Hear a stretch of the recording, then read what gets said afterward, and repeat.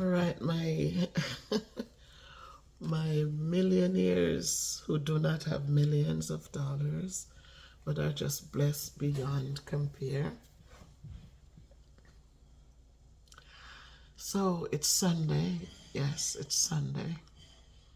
And last night I got up from my computer, from my desk at about 1:30, going to 2. So one of the things that I was thinking is about going live um, on Wednesdays, say at about 7 o'clock, 6 or 7. I'd say 7 p.m. because then people, those of you who are always commenting and watching the videos, and we'll have the time to jump on board. So I'll come up with the different topics, and then I'll hopefully start be consistent. We're kind of posting something to let you guys know what the topic will be, so you can jump on board and join the conversation. I just don't want to go on live and then it's just asking you how you're doing and just a greeting thing. I want to go on live with substance, with something of substance, so that we can participate. AG, you have consistently asked me, God, why aren't you going live? Why aren't you going live? Well, now I'm going to commit myself to Wednesdays at 7 p.m. to go live with something for everyone, whether it's something from school that we can elaborate on or just something going on around us. A lot of times I don't want to pick up things that is happening like that I don't have good information on. So that's why I stay away from most of the political things. And I want things that I can relate to, that even if it didn't happen to me personally, but I have seen it or have had conversations with the people or persons who went through it. But this morning, this is my third video, guys. I'm busy this morning because I got up. Last night I finished the things for the t-shirts for Jet, and I also completed 2 t-shirts, the white ones for us, from my, for the website, and this one is branded on the back. And this is a 3X shirt, so it's branded on the back. I kind of like that because it allows me to keep the tab on the front. So they're all brand new shirts. And the other one, this is a hot pink. And the other one, I don't know, I love pink, but I'm really not a pink person. But the pink looks good. This one is branded on the front. And this is like a Cancer Awareness Month or something like that. That's what pops up in my head when I did this. So I just finished 4. And that's it for the day. As I said, I'm going to be doing the sweatshirts. Again, these people, I used to buy from Shirt Max. And Shirt Max, within like 2 days, they're right at my door on the porch. This, I ordered them from Michael's. And you would think that there's a Michael's in the mall nearby me, and you'd think that it will get here already. But my goodness, it takes forever, and the sweatshirts have not even arrived yet. But nothing to stress about. It's just what it is. No, this lighting is very poor. I'm trying to, I don't know why it gives that reddish, that kind of, all right, but this video is really a question as to, and some kind of, maybe my personal experience as it relates to why marriages fall apart. Why is there so much anger in so many marriages? And I wanted to share some experiences with you guys as to why. I'm not bragging, but why I'm still here 17 years later, and I'm content. Is there perfection? Never. There's no perfection in anything we do. Anything. There's no perfection. There's no perfect job. There's no perfect child. There's no perfection. We're human beings who have to learn to coexist and do so in a respectful manner. Granny passed away in 2005, and I went down to see Granny when she was not well. They said she wasn't knowing anyone at the time. And I left work and I went down. I think I went down on a Thursday and came back on a Sunday so I could go look for my grandmother and just make sure that if she closed her eyes, she knows that I appreciate everything she did for me as a child. I'm not upset. She wasn't rich. She gave me everything she could have given me. And the most that she gave me was to teach me how to be kind. She taught me how to value hard work and how to make sure that education played an important role for me. So those things are priceless for me, guys. All the memories, the good memories are bad memories. But she always say, take the good and cover the bad. And so I strive, and I'm still here, I'm present, right? And so went down, and by the time I came back, I think it was 2 or 3 months later, Granny passed away. I think it was 2 months later, Granny passed away. When Granny passed away again, my principal gave me time, and we had days that we could have taken for funerals or things like that. If it's a parent or children, or well, I just said Granny was my mom because that's the only mother I knew. And I went home, and I remember the night for the night that my cousin came and said, it brought Donnie and said, here she is. I was busy. I was serving soup. I was serving the liquor. I was busy, greeting people, just chit-chatting with people and singing my heart out because one of my cousin's husband, he had a music thing, and he had all the Grace Thrillers just playing, and we're just singing. It was good. And then my cousin came and says, Beverly, come here. And when I went in, he says to Donnie, he says, see her here. And I didn't understand it then, but he said, oh, hi. And I said, hi. And he said, my cousin said, you remember him? I said, I know, I remembered him. We went to school together, but I was way ahead because they skipped me. I didn't go to grade 5. I didn't go to grade 7. I didn't go to grade 8.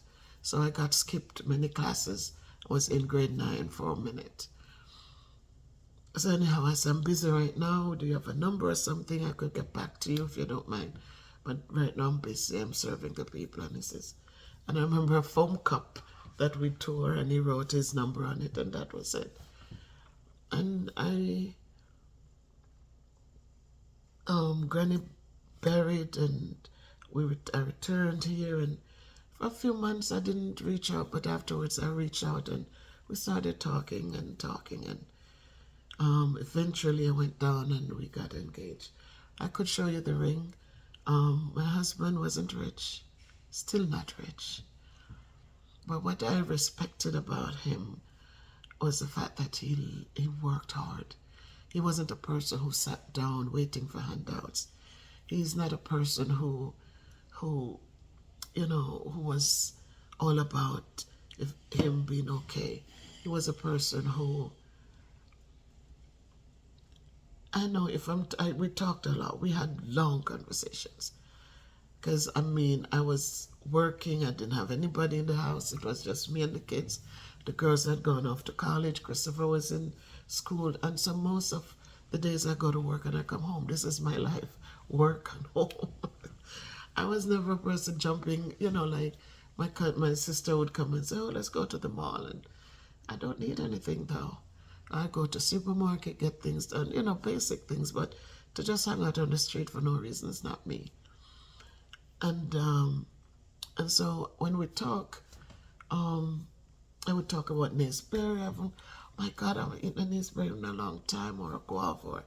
And I go home, and when I get home, Naceberries are there like a whole basket full of Naceberries. He'd go to the field, he had goats, he would say guava or something, he brings it. Jelly coconut, I wasn't short of that. Because he'd just bring it and make sure that the jugs were consistently refilled. So I had that to drink.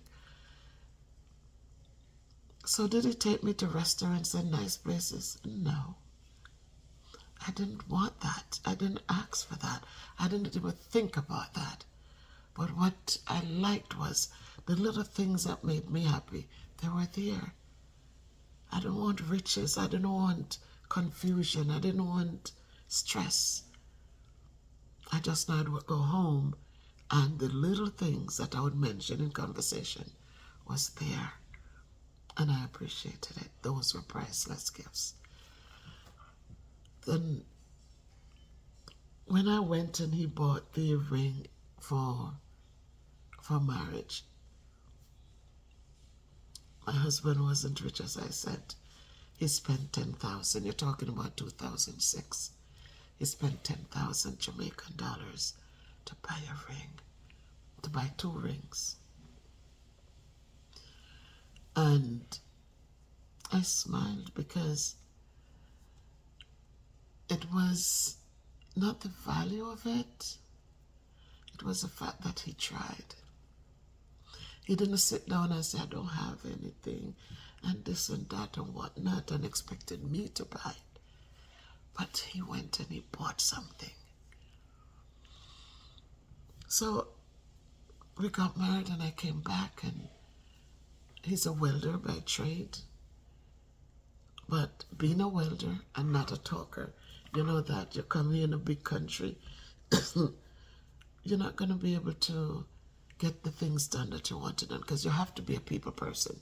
You have to be able to go out there and get jobs. You have to go out there and,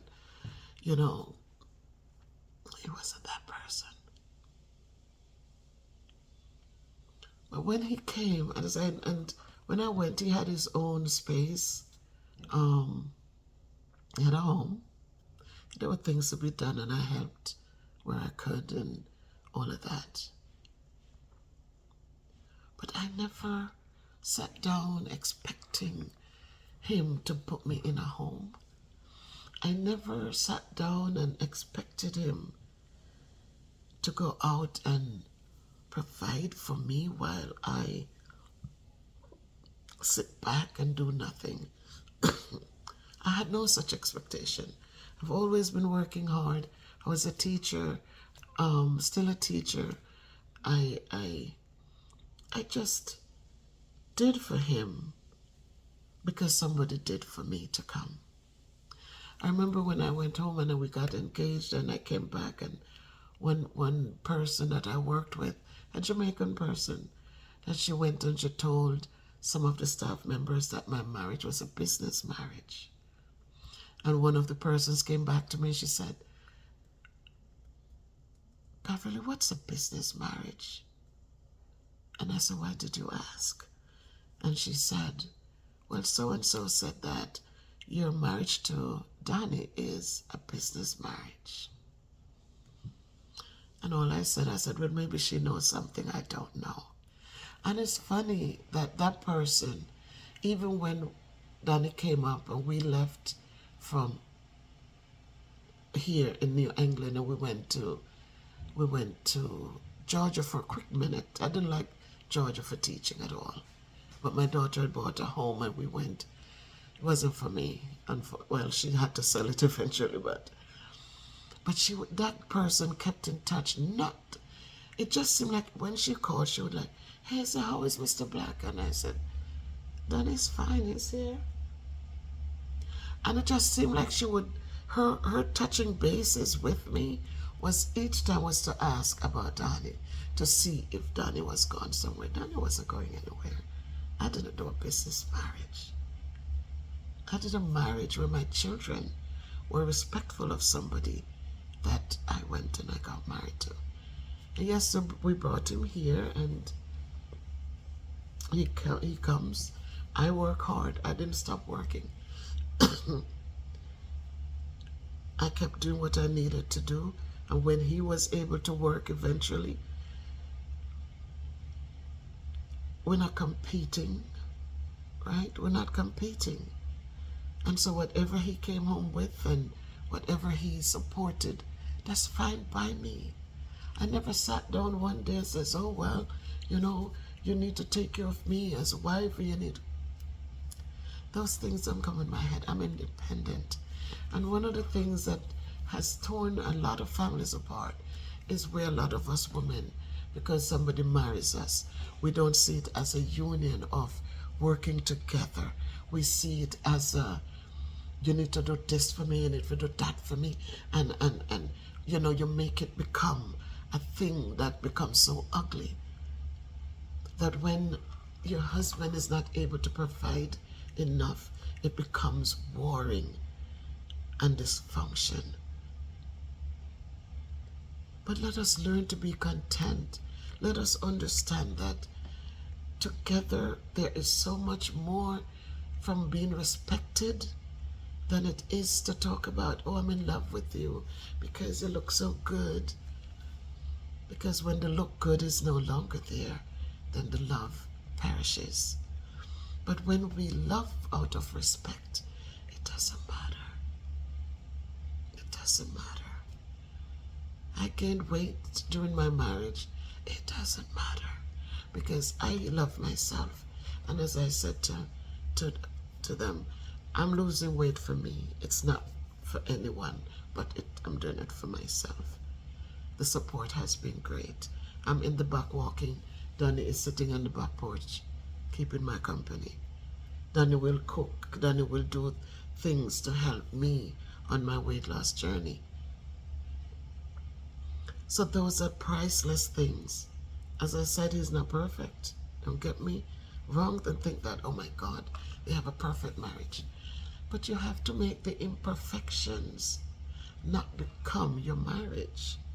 Don't let the imperfections create this anger, this animosity, this hate, because you have to coexist in your space.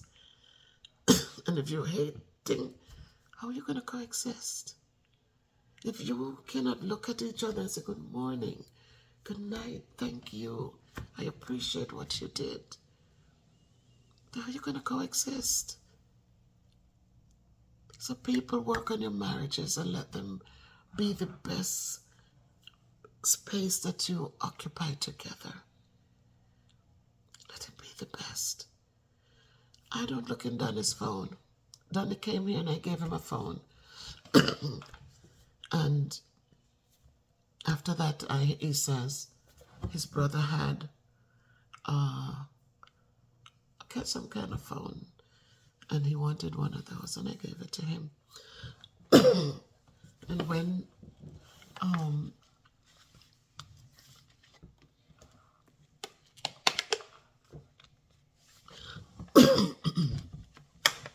sorry. And when Donnie decided to change his phone, when I talked to him about getting a regular phone, a phone that could take pictures, or a phone that, he could go on WhatsApp on and he has family back home, he decided to get a phone for himself. He didn't want to be on my plan, and I didn't fight him. I didn't talk to him about, oh, you don't want to be on my plan because you want. I don't care. And this is a thing, when you have confidence in who you are, when you work hard and you build, you don't need to go watch and peep. You don't need to. I'm not living that life. If I have to watch and peep on you, means that we don't need to be in the same space. I put my phone down. I don't expect him to go in my phone because I would not disrespect him like that. But he doesn't need to dig up in my phone. And so I leave my phone on the charger. It's what it is. His phone, the only reason I look at his phone if it's ringing is if he's not here, if he's not in the house, or if he's out and maybe he forgot the phone. And I would look at the phone, and if it's one of the guys called from work or so, I say, he forgot his phone. Could you tell him to either come back and get it or ask him what he wants to do? I don't care. So I don't need to dig up. Another thing is, Danny's home in Jamaica is Danny's home. Danny, we had the conversation that if he dies, he wants to go back home and be buried. That is if he doesn't return to Jamaica before then. He wants to go home and be buried there. I don't want to do that. My kids are here. I want to be buried here so that if my kids are having a bad day and they want to come sit at their mom's graveside and just talk, even though I cannot hear them, it's a dead carcass, but they know that talking to me will make them feel better. I want to be present. I want to be present. As I said, Granny had 16 acres when Granny died. 16 acres didn't share for 4 children. She had 4 kids. 16 acres didn't share for 4 kids. 16 acres shared for 2 children. Because my father and my uncle, my oldest uncle, they were not for my grandmother's husband. And so what her husband had went to his children. And so her 2 bastard kids didn't get anything. So I don't need to talk about, well, I want to go back to Jamaica to be buried. I want to go. Where am I going to go down and be buried? Why am I going to leave my children here and for them to stress to take me to Jamaica to be buried?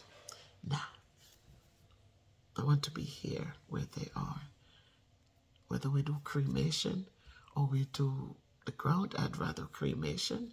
And so they could have a little urn and they could do whatever. If they choose to put me under the ground, give me a headstone, that's all good. But I want them to know that I am present even though I'm dead and gone. So I'm not one of those who thinks that if my husband died before me, I want to go to Jamaica to go claim. My husband died and I go home, bury him, and I'll turn and walk away the same night. And whatever he has, his family has it. It's theirs, not mine. So people, if we stop fighting over material things, we're going to have better relationships. A lot of anger comes from material things. We look at what Jane Doe has and, oh, they're driving a nice car. Well, we can drive a nice car. Cut it out.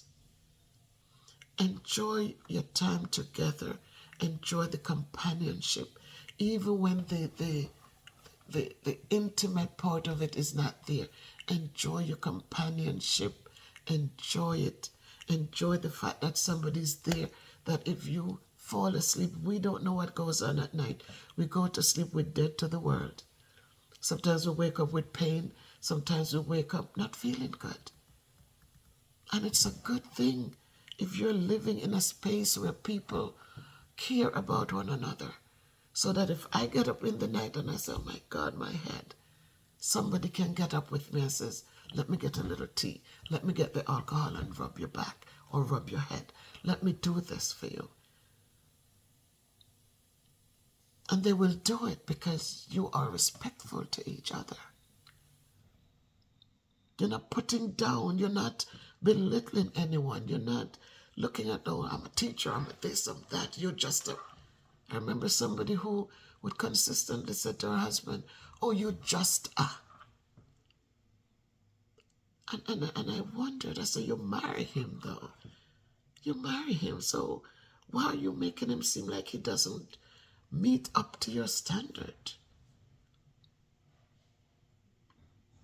So this day I just wanted to take the time out, guys, to just say to us that if your husband makes 10,000 and you make 1,000, it shouldn't become a problem. Sit down as the female in the house, pay the bills, pay all the bills. If you make the 10 and he only comes home with the 1, which is what happened in our communities, our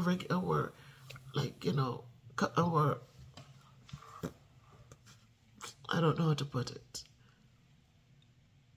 but mostly in our communities, people like me, people like Most of you watch the videos and stuff. We find that we as women, we come home with more. It shouldn't make a difference. It's not about the more or the less. It's about how we treat the more or the less. So my husband doesn't know about bills in this house. I pay all the bills. He transfers funds. I pay all the bills. I make sure everything is taken care of. I used to go with him to do groceries. When COVID started, he went out. He says, no, you're not coming out. Let me go out. And he goes out, he gets all the groceries. I make a list. He goes out, he gets everything. And that continues until now. That continues until now. He cooks, he does the groceries. I will do wholesale for BJ's when we need stuff, the paper towels, the toilet papers, the things for the bathroom, the things for cleaning, things like those, the bulk stuff. But he'll go to the restaurant depot and he picks up the bulk stuff there, the fish, the onions, the different things that they sell in a bulk over there. He goes and he gets that. So we just make it work. There are times he does stuff that I have to say, but probably I piss him off too sometimes. Sometimes I might say something too, but it's just that I don't let things, stir, and, if I have something to say, I say it and I'm done. He comes home, good night. I get up, good morning. He gets up in the mornings, takes me to work. I appreciate it. And I tell him I appreciate it. And so I just wanted to tell us guys that let our marriages not be about material things. Let it not be about how much people can do for us before we can like them or appreciate them. Let us remember that when people treat us with respect, it's greater than any gift they can give to you. Let us remember that when you as a husband say thank you, it means much to your spouse. The little things that you do, it should mean much. So wives, remember to be thankful. Don't look for reasons to tear down. Look for all those little reasons to build up. Build up. When people feel good, they will do good. When people feel like you're hateful, when people feel like you're ungrateful, when people feel like you're not trustworthy, when people feel that way, then they're going to treat you that way. So let us remember, don't dig in pockets. Don't look for things you don't want to see. A lot of times you see things and you get huffy and puffy, you get frustrated. And guess what? It's not even near what you are thinking. I see people getting up and beating up sweetheart, and them people, the husband go out there to find woman, and them go out there and beat up these people. And yet the husband comes home and you say nothing to them, and you accept their bad behavior. But you need to have talks, and you need to make your home life such that people will want to stay there. You want to have laughter. You want to have laughter. Laughter is good. Laughter is good. Little things doesn't have to become university. There's a way to say things that it makes it sound sweet. Sometimes the way you started off, it makes it, I don't want to hear it. I don't want to hear it anymore. But let us learn. And sometimes, a lot of times we say, people live what they learn. If a child grow up with this kind of thing, it's hard for them to let go. If a child grows up to love and to share, then it stays with them. If a child grows up in a home where there's laughter and good conversations, then they learn that will be part of them too. But when kids grow up and you should be seen and not heard, or you grow up and it's all me, this is for me, this is mine. There's no, oh no, I can share it. Or, no, you don't have to take all of that. Share it, it doesn't matter how small. When you teach them those little things, it stays with them, And they grow up and they learn to share. They never want it all for themselves. So you see some kids, a lot of them grow up together, but as they get older, you don't see that togetherness. Everybody fighting for me, me, me. But I'll share the story that the me, me, me is an ugly thing. Because Granny had told us, she said there was a man, he had 3 sons. And as he got older, they weren't so badly off, and he called his sons together and he said, he gave them each a stick. And each of them, and he said, break the stick. And each of them, boom, and the stick broke. Sorry. The stick broke easily. And then he gave them a bundle of sticks. He put all the sticks together. And he says, now break it. And they tried and they tried. They couldn't break it. What was the lesson he was teaching them? He says, unity. Unity is strength. When the 3 of you unite, you're going to build and you're going to do well. When you divide, then it's easy to be broken. Right? One stick, pull, breaks in 2. Many together, harder to break. And so, let us remember to unite one with the other. In a marriage, unite, make your family work together. Mother, father, children. If you marry someone else who's not the children's father, teach respect. Practice respectful behaviors so the children can become part of the unity. Because if this kid needs support and you cannot give the support, but your husband or your wife can give that support, it's a good thing if they're willing to come together to support. Don't let it be that the kid needs support and because, you treat the other person, you sit there, you're looking at them and you're asking for support and they turn them back because they remember how you treat them. Let it be. As I said, there's no perfection. No perfection. But you make sure that respect is in place. It's grounded. United we stand. Divided we fall. So I just needed to take this moment out. It was on my mind, guys. I said, when my husband, we got married, he bought me a ring set for 10,000. He worked and he gave me one gift. One of the gifts he gave me was as he worked, he says, I'll give you a decent ring. And he worked and he saved and he gave me a decent ring. I didn't cry, I didn't put him down. I asked him, what did you come give me? Never ask and never stress him. But he worked and he did give me something of worth. So my people, it's not about the material things. It's about how we treat one another, how we listen, how we take care of.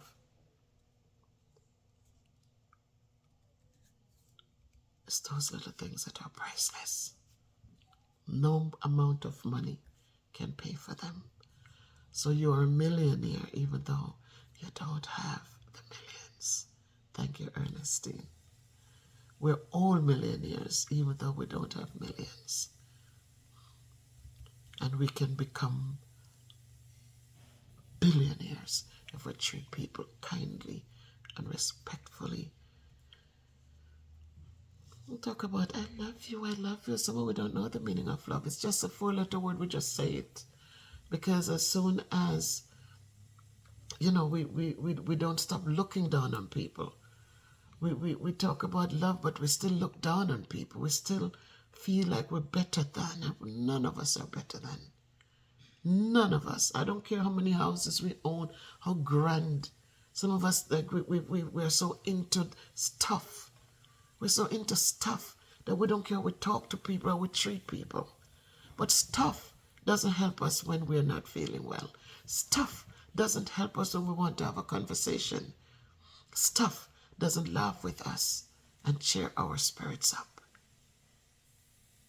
Let us remember that. It's better to have nothing. It's better to sleep in a one room with everything in there, your little stove, your little bed, your little everything in there. And you have peace of mind, and you have laughter, you have good conversations. Then you have all the stuff in the world and you have nobody. Nobody. Because you don't know how to treat people, you don't know how to talk to people, you don't know how to encourage and empower and uplift people. All you're into is your stuff. What stuff you have, and what your stuff look like, and oh, it's better than, and it's nothing. Let us treat people well, whether they're husbands or wives, whether they be mothers or fathers. Well, some father, I don't know, but dads, because you have many fathers, but it takes a special person to be a dad, because they treat their children with respect and kindness. They're present. They're always present. That's a dad. So make it a great day by choice, my people. Please remember to like the videos. Like the videos, people. Share the videos and encourage people to subscribe. And leave a comment, please. And like, is it a little thumbs up? You have a little thumb there, Just press it. Just press that little thumbs up. And so I will sign off now as I wish for you God's richest blessings on your union as man and wife, and your family, man, wife, children. And so that we will remember that God says He's there to bless if we're doing it in His name. Miss Bev signing off.